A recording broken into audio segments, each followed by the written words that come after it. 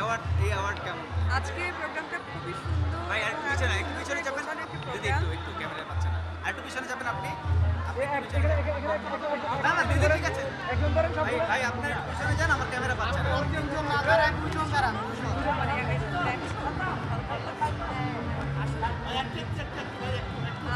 যাবো।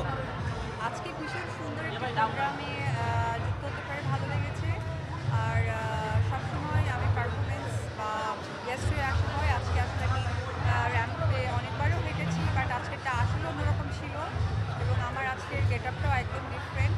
তো সেই জায়গা থেকে সব কিছু মিলে অ্যারেঞ্জ থেকে শুরু করে এভরিথিং খুবই ভালো ছিল। তাই তো। আর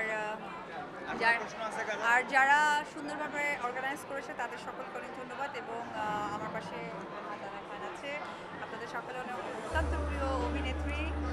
এনিওয়েজ ভালো থাকবেন। এবং আর বর্তমান কাজের জায়গাটা যেহেতু আমরা সবাই জানি যে দেশের একটু নির্বাচন কেন্দ্র করে আসলে কাজের জায়গাটা কিছুটা কম, তারপরেও এই ধরনের প্রোগ্রাম ওপেনিং তো আপনারা জানেন আমার অনেক বেশি করা হয় এবং আমার কিছু ফটোশ্যুট।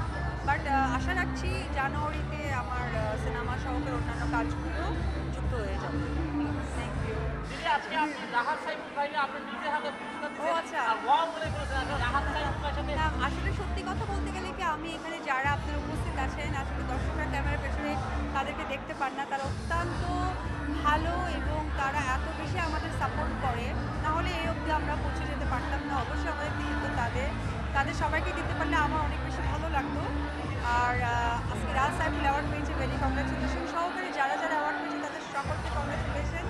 আসলে রাজ সাইফুল যেটা হয়েছে যে ও অ্যাকচুয়ালি আমরা একই সময়ে কাজ করা, সেই জায়গা থেকে আসলে তার প্রতি সকলেই চাই যে আমিও চাই আমার বন্ধুর মতো, আমার বন্ধু, সো তাকেও কংগ্রেচুলেশন।